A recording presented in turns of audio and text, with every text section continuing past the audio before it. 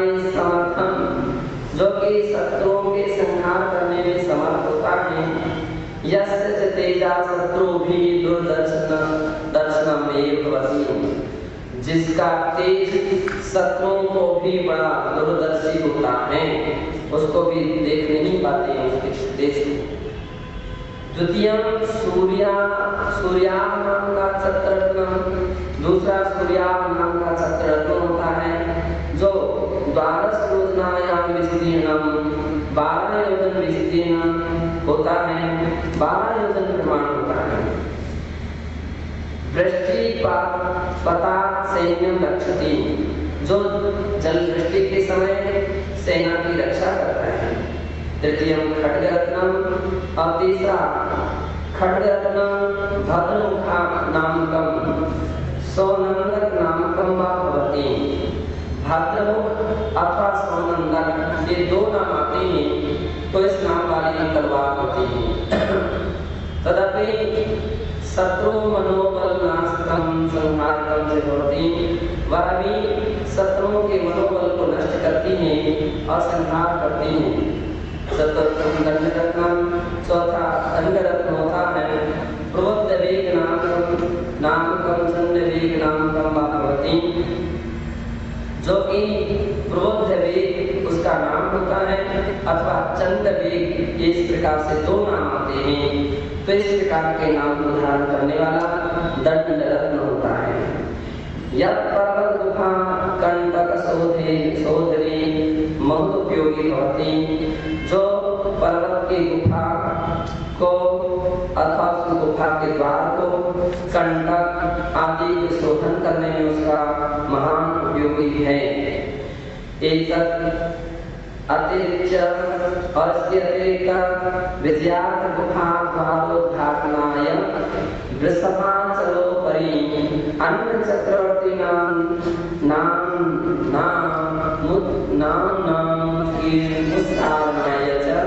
दंडरत्नम् एतत् उपयोगी भवति। और यह विद्यार्थ गुफा के द्वार को उद्घाटन करने के लिए वृषभाचल के ऊपर अन्य चक्रवर्तियों के नाम अर्थात दूसरे चक्रवर्ती के जो नाम हैं उनको मिटाने में दंडरत्न एतत् उपयोगी भवति, यह दंडरत्न भी उपयोगी होता है। पंचमं चिंता जननी नामकं कामनी रत्नम वर्तते, पांचवा चिंता जननी नाम का काकड़ी रत्न होता है। यत् साहिये चक्रवर्तीना स्वानामोत्कीर्तनम वृषभाचले विधीयते, जिसके द्वारा सहायता से चक्रवर्ती अपने नाम को वृषभाचल पर लिखता है।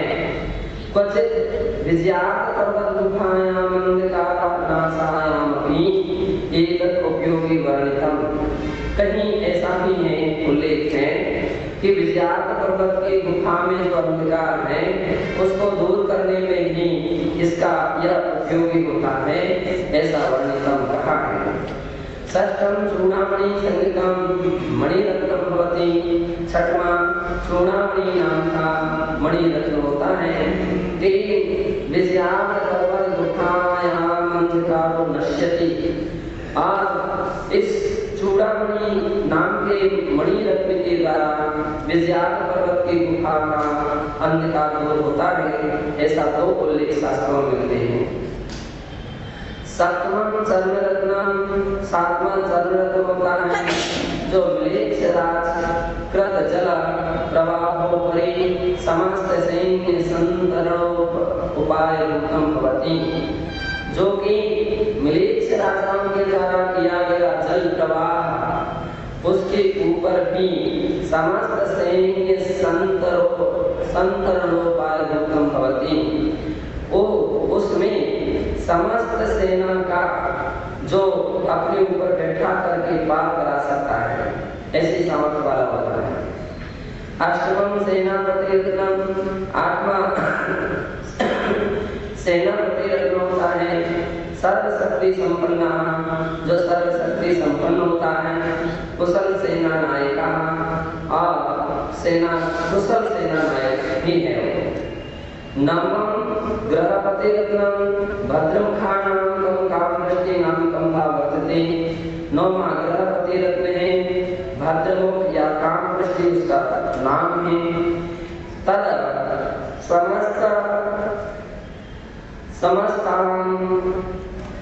समस्त माय व्यचिंतादि कार्यं करोति, और वह समस्त आय व्यय चिंतादि कार्यं करोति, सभी प्रकार की आय व्यय और चिंतादि कार्यों को करता है।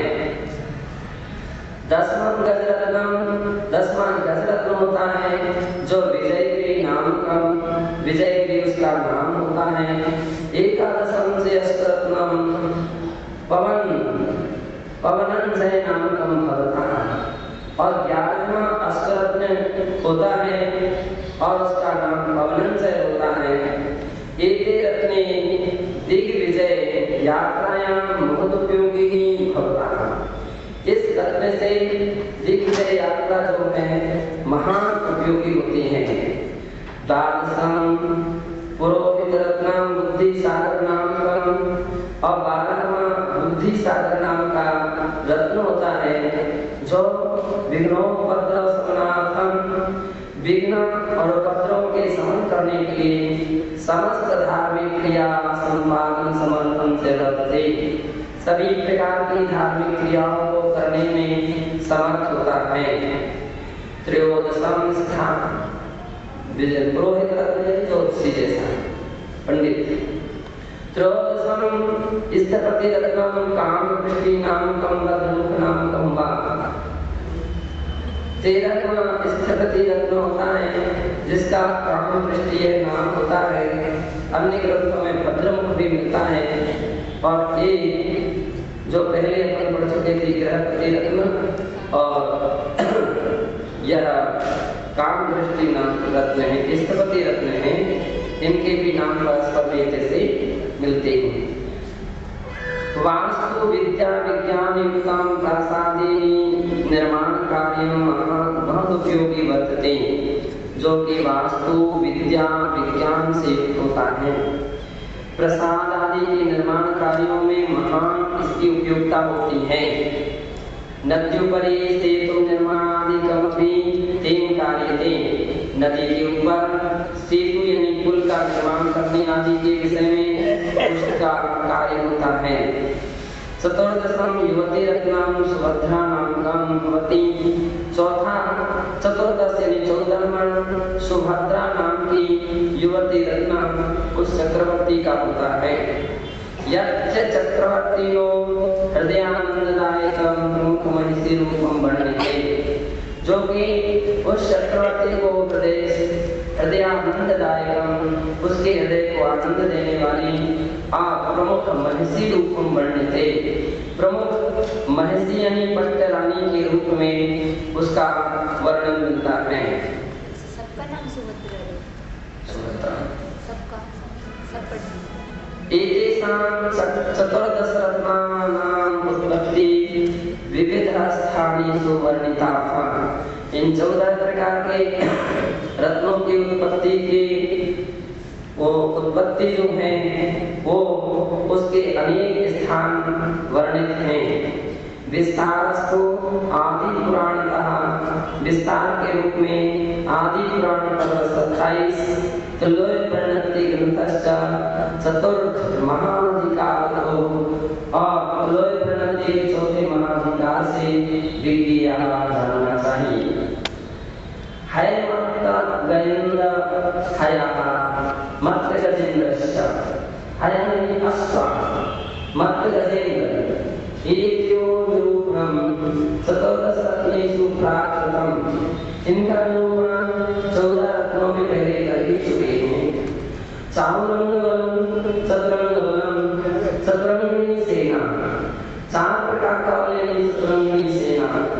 पदाति हया गजा तथा पैदल चलने वाले जो सेना होती है उसको बगाती कहते हैं। और हाया ये घोड़ा जो घुड़सवार जो सैनिक होते हैं उसके अश्वसेना कहते हैं। और गज पर सवार होकर के जो सेना चलते हैं वो गज सेना है। रथ पर सवार होकर के जो रथी चलते हैं वो रथ सेना है। चतुरंग बल कहा जाता है इसे।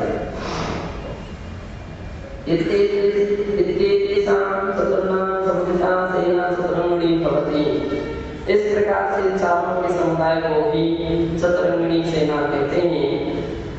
कुत्रचित् षडङ्गबलस्यापि निर्देशो नैनसारे। कहीं 6 प्रकार के भी निर्देश 6 प्रकार के बल का भी निर्देश मिलता है। अर्थात रैणसारे बीतोस्ति। रैणसार में गाथा 20 में 6 प्रकार का बल का उल्लेख है। तत्र पूर्वोक्तेषु चतुर्षु गजरोहिणां हयरोहिणां च सैनिकानां सम्मेलनेन षडङ्गबलं जायते। तो वहाँ जहाँ 6 प्रकार का बल मिलता है तो गज अलग और गज आरोही अलग। इसी प्रकार से है यानी घोड़ा अलग और घोड़ा पर आरोहण करने वाले आरोही अलग। इस प्रकार से दोनों को अलग अलग कर देंगे तो 6 प्रकार का षडंग बल होता है, ऐसा जानना चाहिए। चक्रे सस्य चक्रवर्ती नाम के रखा। चक्रे सस्य चक्रवर्ती के इस प्रकार से अर्थ हो गया। ना किमपि शरणमिति योजितं कृताः। इनके कोई भी शरण नहीं है, कोई शरण नहीं होता। यह आगे पदों से शास्त्र ने संबंध किया ही है। तत्र चक्रवर्तिनो द्विधा। और उसमें चक्रवर्ती 2 प्रकार से होते हैं। अर्धचक्रिणां सकल चक्रवर्ती निश्चित सकल चक्रवर्ती निश्चित। अर्धचक्री और सकल चक्रवर्ती। अत्र सकल चक्रवर्ती नो ग्राह्या। यहाँ सकल चक्रवर्ती ग्रहण करना चाहिए। चक्रवर्ती स्वरूप विषय त्रिलोकप्रणतो प्रोक्तम। चक्रवर्ती के स्वरूप के विषय में त्रिलोकप्रणति के एक अध्याय और 47 से 48वीं गाथा में ऐसा कहा है। रायाणं अर्धचक्री सामी शूलय सहस्रवेतानं छखण्डधारणामो 32 सहस्र मूढ़बद्ध बोधियो शैलं चक्रीत। अर्थात राजाओं में अर्धचक्री वह होता है जो 16,000 राजाओं का स्वामी होता है, किंतु सकल चक्रवर्ती वह होता है जो 32,000 मूढ़बद्ध राजाओं का अधिपति होता है और 6 खंडों का स्वामी होता है, ऐसा वहाँ उल्लेख होता है। शरणं नापेक्षन्ते दृश्यन्ते। इनके भी शरण नहीं देखी जाती है। प्रोक्तं वैभवं सामर्थ्यं बलं चेत्यादिकं सर्वमपि चक्रवर्ती कृतीनामपि कृते शरणभूतं न भवति। पूर्वोक्त वैभव सामर्थ्य और सैन्य बल इत्यादि सभी चक्रवर्ती आदि महापुरुषों के भी शरणभूत नहीं होती हैं। कदा न भवति, है ना, कब नहीं होती हैं? तो काले कर दिए, काले कर देती विनाशयति विनाशं भवति काले सती इत्यर्थ। जब काल कर्दन करता है, विनाश करता है, तो उस समय फिर कोई भी शरण नहीं होती, यानी मृत्यु के आ जाने पर कोई भी शरण नहीं होती, ऐसा अर्थ जानना चाहिए। कुत्रचित् पाठांतरमपि, कहीं पाठांतर भी देखा जाता है। पेक्षन्तो कर्दीये कालो इति दृश्यते, ऐसा देखा गया है। तत्रार्थात् प्रेक्षमाण कालो कर्दति। इसमें इसका अर्थ है कि देखता हुआ ही काल उसको कर्दन कर देता, नष्ट विनाश नष्ट कर देता है। नान्यमस्तपि सहाय भूतं भवति, और फिर उस समय उसके लिए कोई भी कुछ भी सहायक नहीं होता है।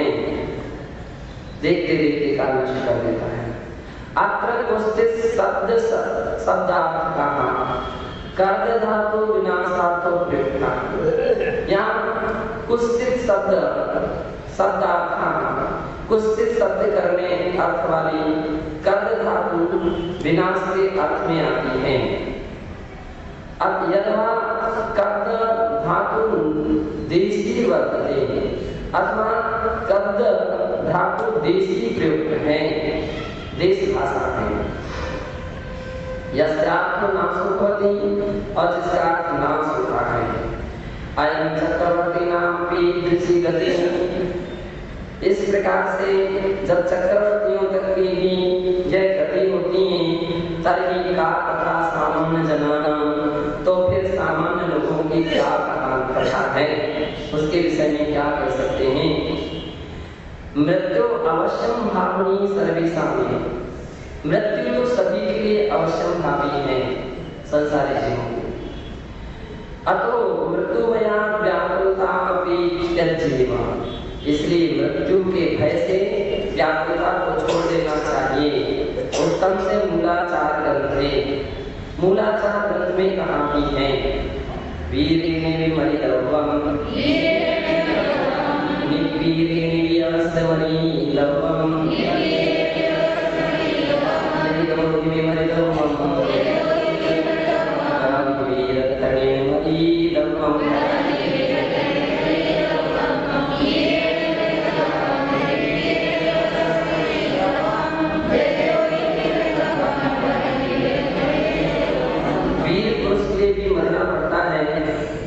और निर्वीर यानी अधीर को भी मरना अवश्य मरना पड़ता है।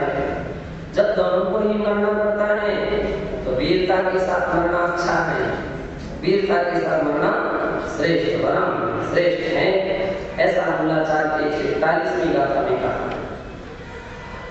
अतो भो ज्ञानी, इसलिए हे ज्ञानी, सन्नवति सहस्रकामीनां स्वामिनः अर्थात 96,000 का स्वामी, द्वात्रिंशत् सहस्रमुकुटबद्ध राजाधिपति, 32,000 मुकुटबद्ध राजाधिपति, नवनिधि चतुर्दश रत्न स्वामिनश्च, नवनिधि और 14 रत्नों का स्वामी, चक्रवर्तियों की मरण काले कश्चिदपि त्राता न पड़ती। ऐसे चक्रवर्ती को भी मरण के समय में कोई भी बचाने वाला नहीं होता। तरही अन्येषां का बाबा, तो अन्य दूसरे व्यक्तियों की क्या बात कही जाए। इति विचिन्त्य, ऐसा सोच करके निजं शुद्धात्मानमेव उपास्व, अपनी निज शुद्धात्मा की उपासना कर। तत्रैव रतिं कुरु, उसमें ही रति करो। तत्रैव एकाग्रतां विधीहि, उसमें ही एकाग्रता को धारण कर। इति गाथा सारः, इस प्रकार से गाथा का सार हो।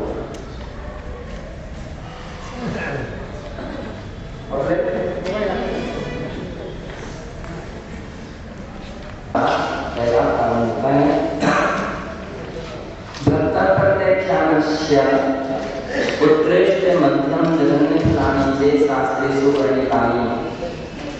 प्रत्यक्षान के उत्कृष्ट मध्यम और जघन्य फलों के विषय में शास्त्रों में इस प्रकार से वर्णन है।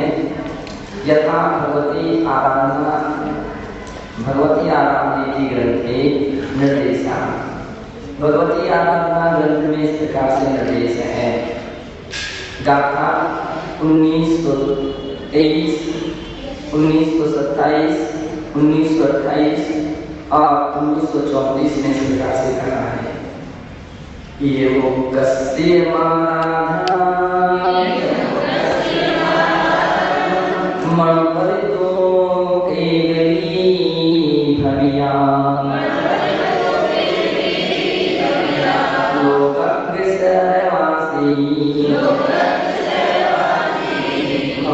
सिद्धा धुय क्लेशा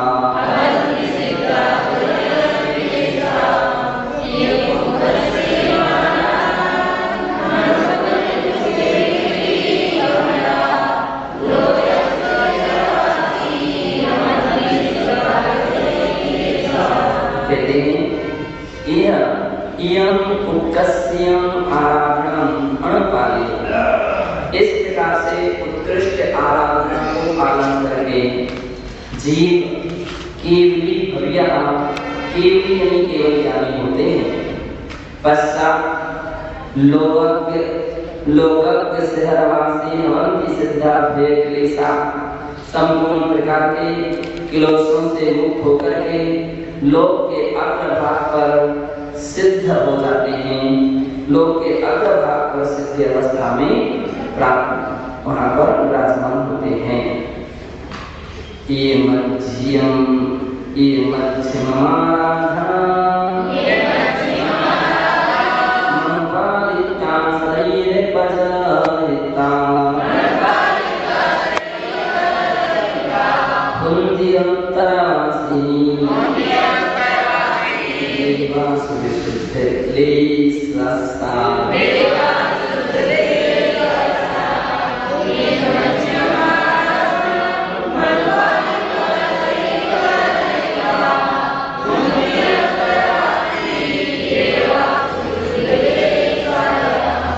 कह रहे हैं।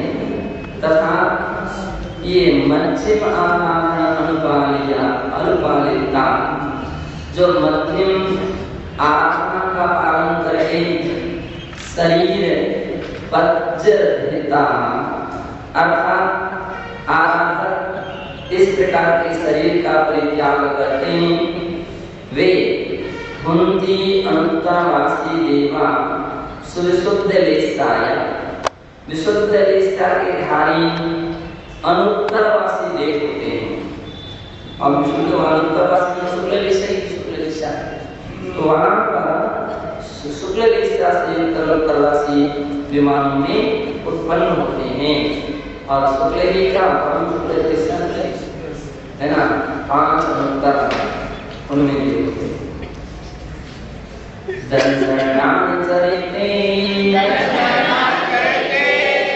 उक्किठा उत्तमोपधानाय इर्यावा परिवर्णा भवन्ति नवसत्यमा देवा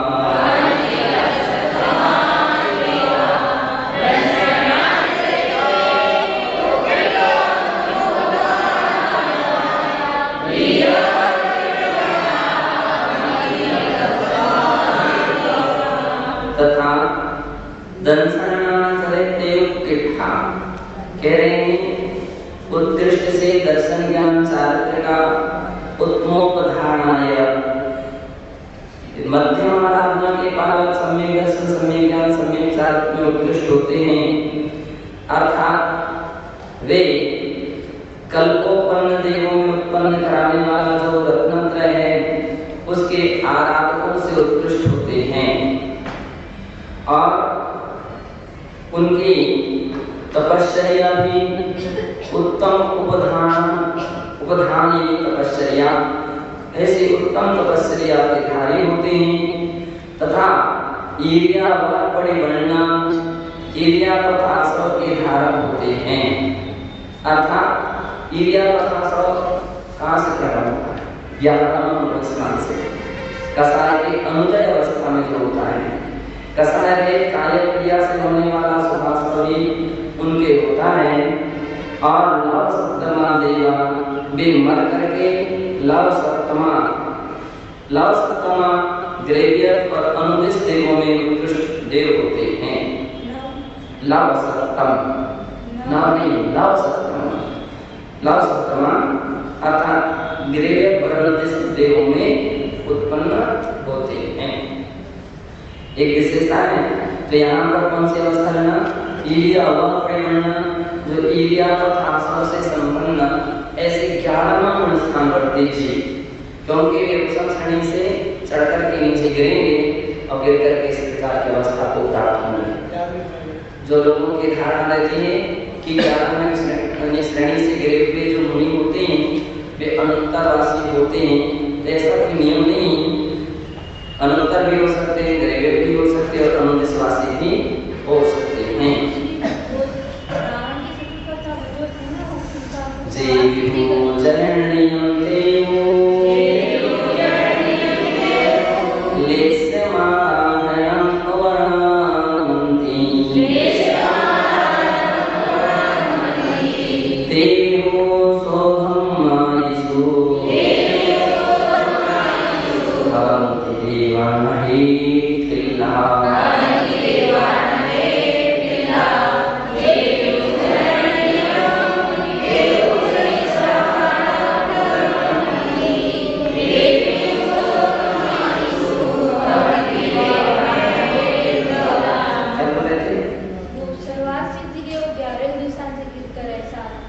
नहीं, ऐसा तो है नहीं कि उपसंश्रेणी से गिरकर के मात्र 11वें में स्थान करते ही हो, 11वें भी हो सकते हैं, 19वें भी जा सकते हैं और ग्रेविकों में भी जा सकते हैं, सर्वासिद्धि में भी जा सकते हैं। तो यहाँ कह रहे हैं जीवो जननीयम, अर्थात जो जघन्य आराधक हैं, अर्थात जघन्य आराधना से जिन्होंने अपनी आराधना की है वे तेरुलेसा माराणम ओवणमंती, तेजुलेसा से युक्त जो छपक जघन्य आराधना करते हैं वे तेजु सोहमायिषु, वे सौधर्म आदि स्वरों में देवा ना हेत्रिला देवा हवंती, सौधर्मादि स्वरूपों में देव होते हैं ना हेत्रिला, अर्थात इसके नीचे जन्म नहीं लेते। ग्रेविक विमानवासी कल्पवासी देव होते हैं, वे 3 प्रकार के जो नंतर आदि हैं उनमें जन्म नहीं लेते, क्योंकि सम्यक दृष्टि है और सम्यक दृष्टि जीव नियम से स्वर्गों में ही जन्म लेता है या ग्रेविकों में भी या समुद्रों में ही जन्म ले सकता है, भवनांतरिक में जन्म नहीं ले सकता है।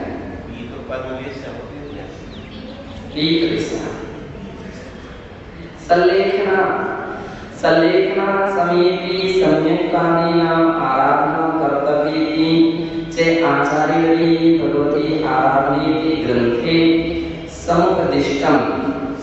कह रहे हैं कि सल्लेखना समीपी, सल्लेखना करते हुए भी सम्यक्कानीनाम आराधना कर्तव्यः, सम्यक दर्शन आदि की आराधना करना चाहिए। सल्लेखना का अर्थ ही है कि उस मौके पर सम्यक दर्शन, सम्यक ज्ञान, सम्यक चार्थ और सम्यक तप, इन चारों प्रकार की आराधना करनी पड़ती की जाती है, तो इस प्रकार से उसको करना चाहिए। और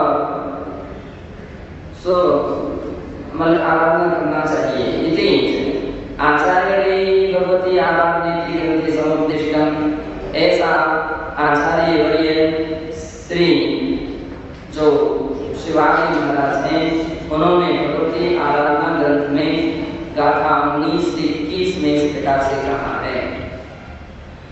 आराधनाय कच्चे हरियं सर्वनामिकाय हरियं विभाविदस्सरो स्वसच्छारणा कोई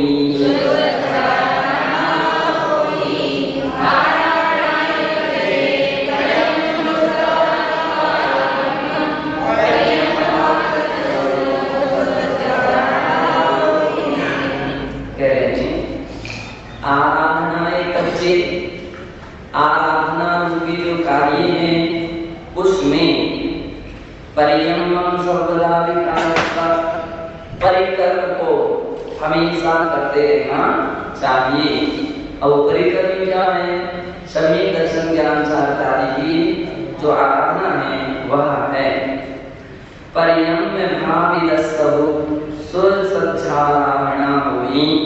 क्योंकि परिक्रम करने वाले की ही आराधना सुखपूर्वक साध्य हो पाती है, आराधना सम्यक प्रकार से हो पाती है। जो इस परिक्रम को नहीं करते उनकी आराधना नहीं हो पाती है। जहराय कुल पशु जो कम नित्यमी कुड़ी परियम तो जितरो सुधि कम समर्थो भविष्यति।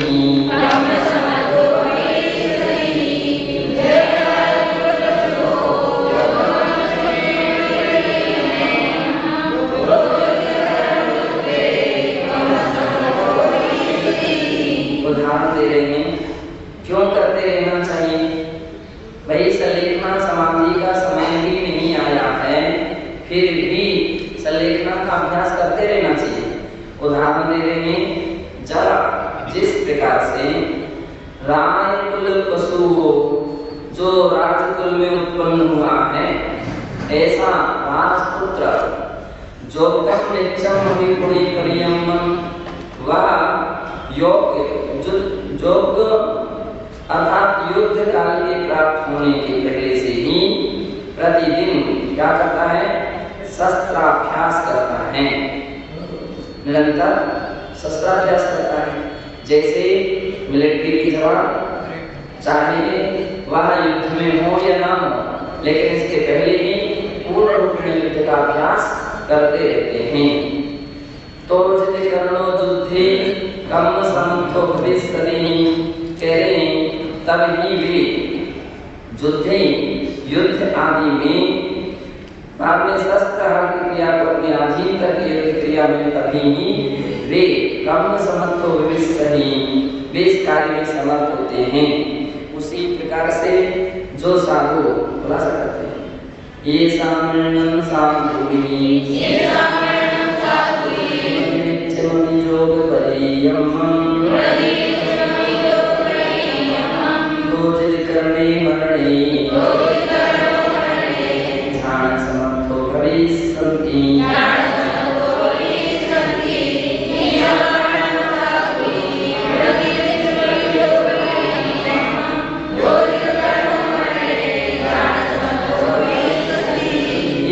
इस प्रकार से सामान्य साधु भी, सामान्य भी साधु क्यों ना हो, सामान्य का अर्थ नहीं आम सभी साधु भी क्यों ना हो, तो भी उन्हें नित्यमपि योग परियम गुणति तो भी वे नित्यम अभी हमेशा ही योग परियम गुणति योग कर्म को वे करते हैं। तो भी जिद कर्णो मरणे तभी यह सोच करके ही बाद में मन को वश में करके जिद कर्णो अर्थात कर्ण को जीत करके मरण के समय में ध्यान समर्थो भविष्यन्ति तभी भी मृत्यु काल के निकट आने पर ध्यान में समर्थ होते हैं। संलेखन समाधि का अर्थ क्या होता है? समाधि का अर्थ खाली मृत्यु नहीं है, समाधि का अर्थ होता है ध्यान अवस्था, ध्यान में लीनता, इसका नाम होता है समाधि। जो साधक अपने पहले से जिन्होंने अभ्यास किया है, ध्यानाभ्यास किया है, वे मृत्यु के समय में भी अच्छी तरह से ध्यान अभ्यास कर सकते हैं। जिन्होंने पहले से नहीं किया है तो उपयोग बहुत कुछ करेंगे।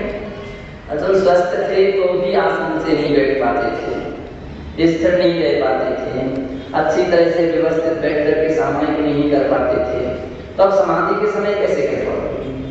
समाधि के समय कैसे ये बातें सब संभव हो सकेंगी? इसलिए साधकों के लिए चाहिए कि पूर्वाभ्यास करें, पहले से ध्यान का इतना अच्छा अभ्यास करें कि संलेखना समाधि काल निकट आए, मृत्यु काल निकट आए तो उस काल में उस समय ध्यानस्थ होना चाहिए।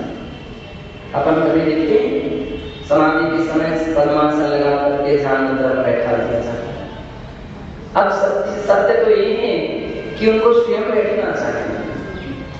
जिसकी ऐसी अवस्था है या समाधि का समय चल रहा है, उसको स्वयं चाहिए कि वो स्वयं बैठे और इस प्रकार से बैठे बैठे अपना जो शरीर है उसका परित्याग करे। अभी कौन कर सकता है? जिन्होंने इतना अभ्यास किया है वो कर सकता है, अन्यथा कठिन। कोई बात नहीं, बैठ नहीं पाए तो कम से कम ध्यान तो रहे, अपनी क्षमता तो बनी रहे, क्योंकि उस समय में परिणाम में बड़ी आकुलता व्याकुलता होती है। पेट खाली रहता है, कुछ शरीर में रहता नहीं है, शक्ति होती नहीं है, तो हाथ उठा नहीं सकते हैं, पैर उठा नहीं सकते हैं, और तो क्या सुनने की विभिन्न प्रकार की आवाज जानते, किसी उनको सुनने की भी सामर्थ्य नहीं रहती है। तो ऐसी सब परिस्थिति के कारण संक्लेशता के स्थान अधिक रहते हैं, परिणाम विकल्प अधिक इस प्रकार की सामग्रियां मिलती हैं। लेकिन इसमें भी जिन्होंने पूर्वाभ्यास करके रखा है तो वो अपने परिणाम को समता के साथ अंतिम अवस्था में सलेखनपूर्वक समाधान कर सकते हैं, अन्यथा परिणाम बिगड़ जाते हैं, आपको कसार कर जाती है। अरे हमको परेशान कर रही है, शांत रहो, हमें तकलीफ हो रही है, हमारे हाथ पैर दर्द कर रहे हैं, हमारा सिर दर्द कर रहा है। अब जैसी भी ऐसी स्वीकार स्थिति खड़ी होती है और उसी में यदि कहीं प्राण निकल रहे हैं तो कहाँ किससे लेकर कसार है, प्राण निकलने के बाद उसी समय कहीं क्रोध आ गया, लोगों को भागा परिश्रम करते, सोने तक नहीं देते, रात भर नहीं आ पाती, दिन भर नहीं हो पाते, कोई भी ऐसे परिणाम बिगड़ गए। और उस समय अगर मृत्यु हो गई, और प्राय करके मृत्यु ऐसे झटका लेकर के आते हैं, कोई ना कोई ऐसा झटका आया कि इतनी कमजोर हालत रहती है, बिल्कुल हालत अच्छी रहती है। तो जिसने पहले से परिणामों को नहीं संभाला है उसकी सलेखना समाधि नहीं हो पाती है।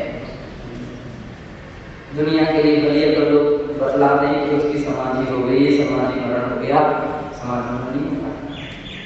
हो सकता है संक्लेश परिणामों के साथ व्यक्ति का संयम छूट गया हो, संयम छूट गया तो दुर्गति का अवस्था भी हो जाता, उसी समय आयु का बल हो जाएगा, पहले से नहीं हुआ तो खराब आयु का बल हो जाता। अभी देख रहे लिंग पावर में तो एक ही बात चल रही है, अमुक शादी सम्यक भीन है, अमुक नरकगामी है, नरक जाएगा, त्रण चिरोनी है, वो त्रण छोड़ा, इस प्रकार का लिखा है। तो अपन को चाहिए कि पहले से परिणाम को समताशील बनाएं। कैसे बना सकते हैं? कैसे अपने परिणामों को हम संतुलित कर सकते हैं? ये तो अपना प्रसाद अपना स्वयं का होना चाहिए कि हम कैसे अपने परिणाम को संतुलित करें। तो आचार्य कह रहे हैं कभी सम्यक प्रकार से ध्यान के साथ मन समाधि होती है, मृत्यु होती है, तभी उसे समाधि कहा जा सकता है। एवं भक्त प्रत्यक्षारूपम पंडित मरण निरूपितम, इस प्रकार से भक्त प्रत्यक्षान रूप जो पंडित मरण है उसका वर्णन किया। सभी जितने भी सलेखना समाधि की साधना कर रहे हैं उनको खूब ध्यान रखना चाहिए, इन बातों के लिए बार बार पढ़ना चाहिए, और पढ़ना ही मात्र नहीं चाहिए, उसको अभ्यास भी बनाओ, प्रयास करो। अपन लोग यदि किसी का उपकार कर सकते तो सनई उनको इस विषय में सावधान करें कि इस प्रकार का अभ्यास करो, इस प्रकार की साधना करो, ऐसे ध्यान करने का प्रयत्न करो। तो केवल त्याग ही सब कुछ नहीं है। बहुत सारे लोग चारों प्रकार के आहार करते हैं, वो 3 प्रकार के आहार करते हैं, और ये नहीं खाना वो नहीं खाना, सब तो लेना समाधि नहीं। इसके साथ परिणामों की संतुलन, परिणाम में समता भाव, उसका नाम क्या है? समाधि होता है। आराधना के विषय में लीन हो जाना, ध्यान लीन होना, ये समाधि है। प्रायोगम इंद्रिय मरण से मरणद्वयं सम्प्रति न संभवति। प्रायोगमन और योनि मरण, ये दोनों मरण वर्तमान काल में संभव नहीं है। सहनन विशेष संवेदानां वज्रसन्नारा वज्रनारा नारा इति सहनन क्रमयुक्ता नामेव तत्संभवति। क्योंकि ये दोनों प्रकार के मरण हैं, वे सहनन विशेष में ही संभव हैं। वज्रसन्नारा सहनन वज्रनारा नारा, ये तीन प्रकार के सहनन से युक्त प्राणियों के ही वो दोनों प्रकार की संलेखना संभव है। तत्संभवति संप्रति तादृश सहनन सद्भावो नास्ति। वर्तमान में ऐसा सहनन नहीं होता है। एवं मरण स्वरूपम सम्यक् विज्ञाय श्रेष्ठ मरणैव अभिलषितव्यं प्रयतितव्यं च। इस प्रकार के मरण के स्वरूप को सम्यक प्रकार से जान करके श्रेष्ठ मरण ही की अभिलाषा रखना चाहिए, उसके विषय में प्रयत्न करना चाहिए। इस प्रकार से ज्ञानानां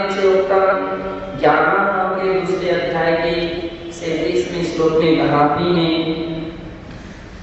यान्ते विना निवर्तन्ते। अच्छा, रोग भय रोगा अनेक शरीर उत्पद्यन्ते। शरीर रोग भी अनेक हैं जो शरीर में उत्पन्न होते हैं। भयम की प्राणी गोविधम भवति, भय भी प्राणियों को अनेक तरह से विवाह करता है। प्रमुखतया इष्ट वियोगादिकं संभावितम् अपि मनसि भयम् उत्पादयति। प्रमुखतया इष्ट पदार्थ से संभावित वियोग भी मन में भय उत्पन्न करता रहता है। इस प्रकार के व्यक्ति का वस्तु का वियोग ना हो जाए, इष्ट वियोग के विषय में व्यक्ति को भय बना रहता है। ज्ञानानां के दूसरे अध्याय के 37वीं गाथा में श्लोक में कहा है, भवन्ते विना निर्वर्तन्ते सैतां यद्वय द्वैरूढमया तथा शरीरिणां पूर्वा तथा नायन्ति भूतयः।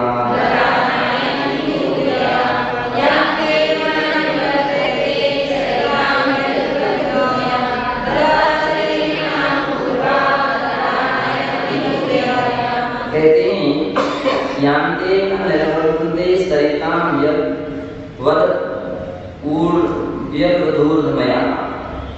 जिस प्रकार से नदियों की जो लहरें चली जाती हैं, क्या लहरें जो हैं वो चली जाती हैं, तो यान्ति न प्रवर्तन्ते, वापस लौट करके नहीं आती हैं। तथा उसी प्रकार से शरीरी यानी प्राणी जो हैं उनके पूर्वागता नायन्ति भूतया, जो विभूति आती हैं पूर्व में समाप्त हो गई हैं, चली गई हैं, वे फिर वापस लौट करके नहीं आती हैं। इष्ट वियोगो भविष्यति संभवो वा इत्याशंकया भीतो जनो बारंबारं दुःख परंपरां एव समापयति।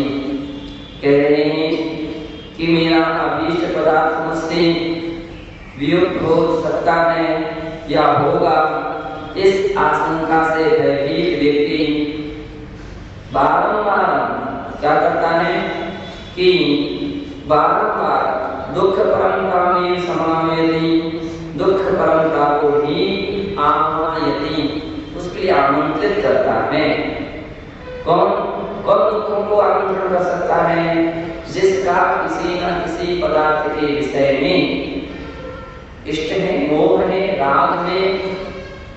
अब जिस वस्तु के विषय में मोह है, राग है, जो स्वयं नहीं छोड़ता है। अब देखिए, मृत्यु के समय में आने पर बहुत सारे लोग पदार्थ छोड़ नहीं पाता। हाँ, ये नहीं छोड़ सकते हैं, ये तो हमको बहुत अच्छी लगती है, ये हमको देना है, उसको देना है। भैया जब देखना तो कोई भरोसा है क्या कि उनको देख पाओगे, कब तक कमोगे रहोगे, है ना।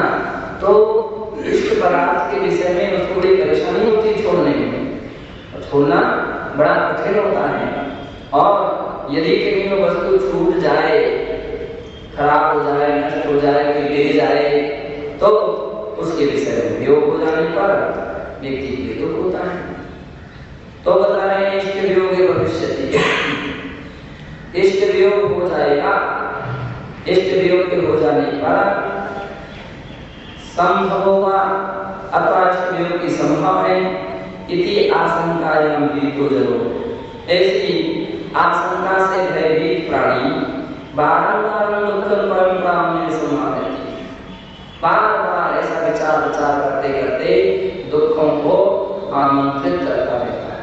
ये वस्तु चली ना जाए, कोई ले ना जाए, कोई उठाना ना ले जाए, ऐसा बार-बार सोचता रहता है, तो दुखों को आमंत्रण करता रहता है। मरण की संभावितम कल्पितम वा, और ऐसी परिस्थिति में मरण मृत्यु की कल्पना या संभावना भी भय को जन्म दे देती है। मेरी मृत्यु कैसे होगा, क्या होगा, व्यक्ति घबराने लगता है। हमें वस्तु नहीं छोड़ेंगे, अगर छोड़ दिया तो हमारी मृत्यु होगी तो फिर हमारा कहना तकलीफ होगी तो हम क्या करेंगे। तो कितने सारे लोग ऐसे हैं जो केवल इस भय के कारण उस त्याग वगैरह भी नहीं कर पाते हैं। मरण की संभावना हो जाएगी, अनिश्चित हो जाएगी। कल्पितम, इस प्रकार की भय की नियम से कल्पना करते हुए भयोत्पादितम, कल्पना करने से निरंतर भय बना रहता हूँ। अब ऐसी स्थिति में किसी की मृत्यु हो जाए, ये तो पक्का है कि मृत्यु तो होनी होना है, लेकिन अब एक अवधारणा उस व्यक्ति के मन में आना चाहिए कि मृत्यु होना, ये तो क्या डरना, क्या भय करना, होना होगी तो हो जाएगी, तो सभी को मरना ही है, तो फिर क्या प्रयास करना। मोही जीव निरंतर प्रयास कर रहा है, ये वस्तु क्या ऐसा नहीं कर सकते, वैसा नहीं कर सकते, दवाई चाहिए, डॉक्टर चाहिए, वैद्य चाहिए, अगर ये दवाई नहीं मिली तो हमारा क्या हो जाएगा, हमारा ऐसा हो जाएगा, कुछ ना कुछ सोचता रहता है। वो चाचारी कहते हैं वो नियम से भय को उत्पन्न करता है। और उत्तम से मूलाचार में 85वीं गाथा में कहा है नस्ति भयम मरण समान। आम अज्ञानी व्यक्तियों के लिए मरण के समान कोई दूसरा दुख नहीं, भय नहीं है। सबसे बड़ा भय व्यक्तियों के लिए किसका रहता है, आए मरे अब मरे तब चले मर जाएंगे, जिस प्रकार से भय भी रहते हैं। अपना को रखेगी, मतलब इसकी तो व्यक्ति घबराहट करता है, ये नहीं सोचता है कि हम धर्म ध्यान नहीं करेंगे तो दुर्गति हो जाएगी, ये नहीं सोचता है। हम अपना परिणाम संकेत करेंगे तो दुर्गति हो जाएगी, हम परिणाम को संभालेंगे तो सद्गति होगी, जब तक व्रत नियम संयम का पालन करेंगे तो स्वर्ग मिलेगा, अच्छी सद्गति होगी, अन्यथा दुर्गति हो जाएगी। तो अज्ञान का कारण इस दिशा में नहीं सोच पाता है, केवल मृत्यु के विषय में सोचता रहता है और भयभीत बना रहता है। अपा अपनो रखेगी, आत्मा आत्मा रक्षति। आचार्य कहते हैं आत्मा आत्मा को रक्षा करती है। केभ्यो रक्षति, किसके द्वारा, पूर्वोक्तेभ्यः जाति जरा मरण रोग भयेभ्यो रक्षति। पूर्वोक्त जाति बुढ़ापा मृत्यु रोग का भय, इनसे रक्षा करती है। अयम भावा, इसका तात्पर्य ये है कि प्रोक्ता जाति जरा मरण रोगो भयम इत्यादि जो पहले कह चुके हैं, जाति मरण रोग भय इत्यादि के विषय में जो कह चुके हैं, वह सब शुद्ध द्रव्यार्थ में नास्ति। शुद्ध द्रव्यार्थ के अपेक्षा से है ही नहीं, ऐसा जानो। नास्ति शुद्धात्मा स्वभावभूतानि, शुद्धात्मा ही स्वभावभूत है ना, शुद्धात्मा के वे सभी स्वभावभूतानि न, अर्थात स्वभावभूत नहीं है। पौद्गलिक शरीर आदि संबंधानि एवं, पौद्गलिक शरीर आदि के संबंधी ही हैं। आत्मा तो तेई सर्वथा रहिता, आत्मा तो उससे सर्वथा रहित है। पृथक तिष्ठति, अपृथक रहता है। तथा एकेभ्यो दुख बाहुल्येभ्यः जीवात्मा यदि कस्यचिदपि रक्षति तर्हि सा शुद्धात्मा एव।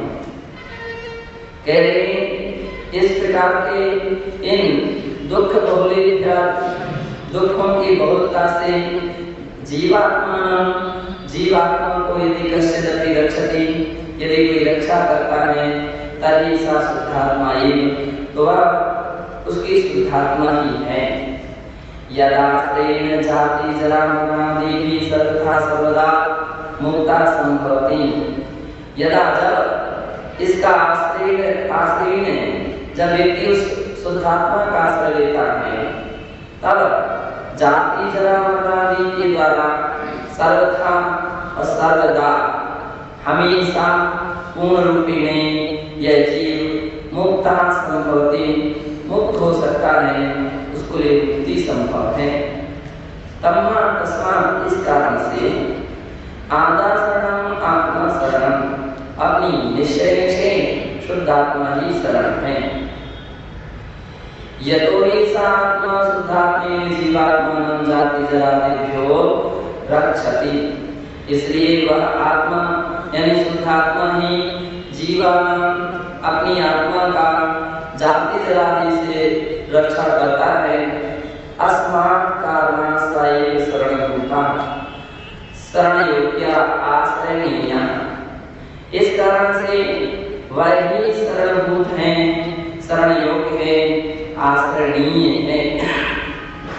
सात्मा शरणभूता की जैसा वह आत्मा जो है वो शरणभूत किस प्रकार से है, ऐसा पूछने पर उत्तर देते हैं उच्चते कहते बंधोदय सत्वलिप्तो बंधा कर्म बंधा उदया सत्मोदया सर्वं बद्ध कर्म सत्ता एकेभ्यः सर्वेभ्यो व्यतिरिक्तः। कह रहे बंध जो कर्म बंध है उनके उदय कर्म को, उनके उदय को कर्मोदय कहते हैं। सत्व बद्ध कर्म सत्ता, सत्व जो बदले हुए कर्म है उसकी सत्ता को सत्व कहते हैं। एकेभ्यः, इन सभी सर्वेभ्यः व्यतिरिक्तः, इन सभी से आत्मा व्यतिरिक्त है, पृथक है। असंपृष्टा तिष्ठति, अस्पष्ट रूप से रहती है। एकाग्रस एक शुद्ध चिदात्मा शरणम इति हृदयम्, इस प्रकार से ही शुद्ध चिदात्मा शरणभूत है, ऐसा इसका तात्पर्य है, सार है, ऐसा जानना चाहिए।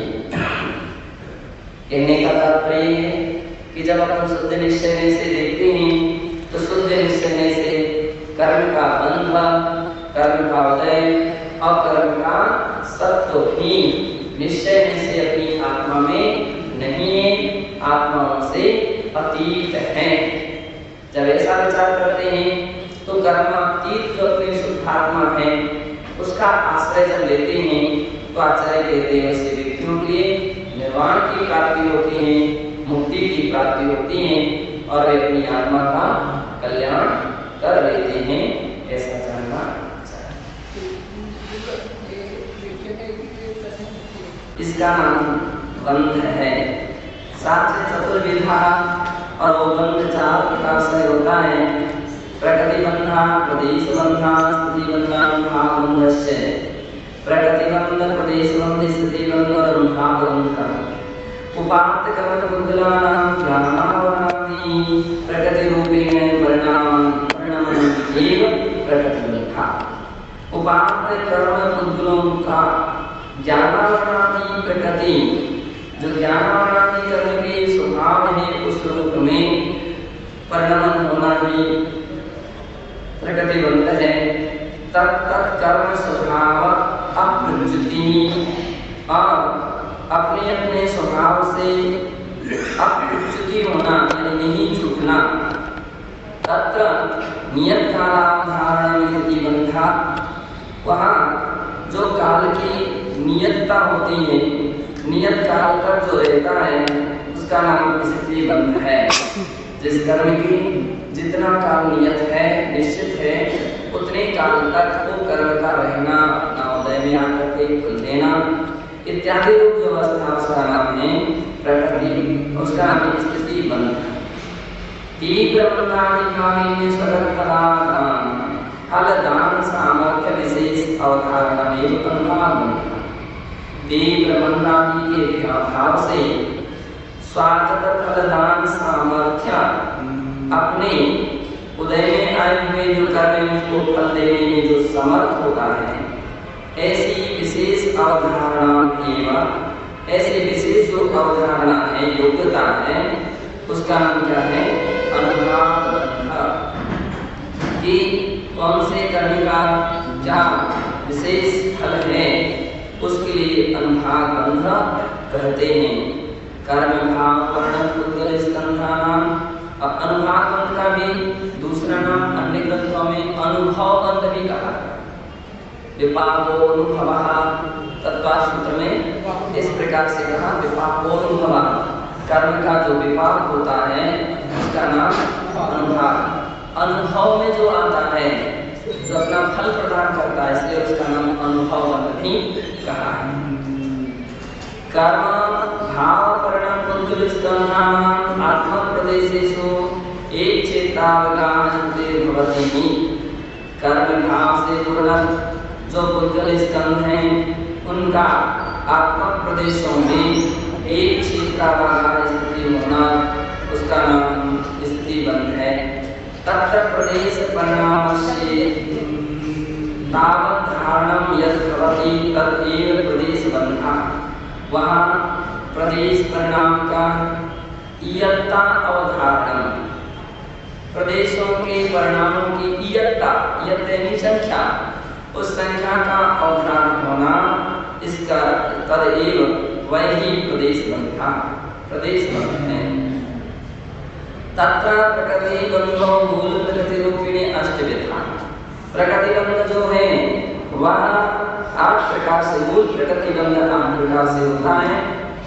ज्ञानावरण दर्शनावरण वेदनी भूमि आयु नाम गोत्रांतराय इति अष्टबंधा सतत्वात्। ज्ञानावरण दर्शनावरण वेदनी भूमि आयु नाम गोत्रांतराय, इस प्रकार से 8 कर्म के बंध के आश्रित होने से ये 8 प्रकार के कर्म हुआ करते हैं। और उत्तर भेदस्तु अष्टचत्वारिंशदधि अधिक 100 परिमिता। और यदि उत्तर भेद की दृष्टि से देखें तो अष्टचत्वारिंशद शताधिक 100 परिमिता 48 अधिक 100 यानी 148 इसकी उत्तर प्रकृतियां होती हैं। प्रदेश बंधा प्रत्येक संसारी जीवानां असंख्यात प्रदेशानां एकैकं प्रति अनंतानंत कर्म कर्मवर्णायाः एक क्षेत्रावगाहनो यो भवति सा नैसर्गिक विश्वसोच्चय रूपेण द्विधा। कहते हैं प्रदेश बंधा प्रत्येक संसारी जीवों को असंख्यात प्रदेशानां, कितने प्रदेश हैं? जैसे अनंत, हाँ, जीवानां असंख्यात प्रदेशानां, ठीक है। असंख्यात प्रदेशी जो जीव हैं उनके एक प्रदेशों के प्रति अनंत कर्मवर्णाया एक क्षेत्रावगाहनो भवति। अनंत कर्मवर्ण के द्वारा एक क्षेत्रावगाहन जो होता है वह प्रदेश बंध होता है। सा नैसर्गिक विश्वोपचय रूपिणी द्विधा, वह दो प्रकार का होता है, एक नैसर्गिक और दूसरा विश्वोपचय रूप। एक योग अनंत अनंत अनंत अनंत अनंत अनंत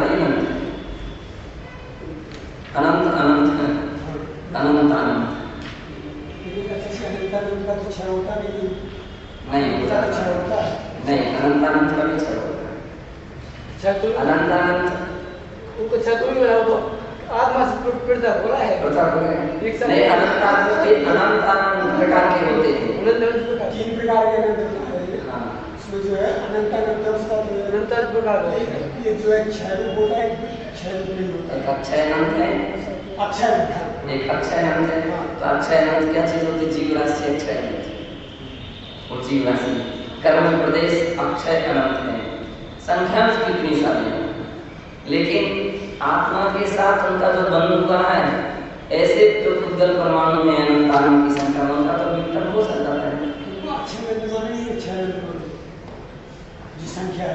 उसके क्षय हो गया, संबंध का क्षय हो गया, संबंध जो था उसका क्षय हो गया, बाकी तो अनंत अनंत संख्या में रहेंगे। विशिष्टोपचय रूपाः विशिष्टोपचय रूप प्रदेश बंध एवं वास्तविक बंधो। विशिष्टोपचय रूप प्रदेश बंध ही वास्तविक बंध है। तस्यैव योग कषाय, वास्तविक तो दोनों ही, तत्सैव योग कषाय निमित्तकं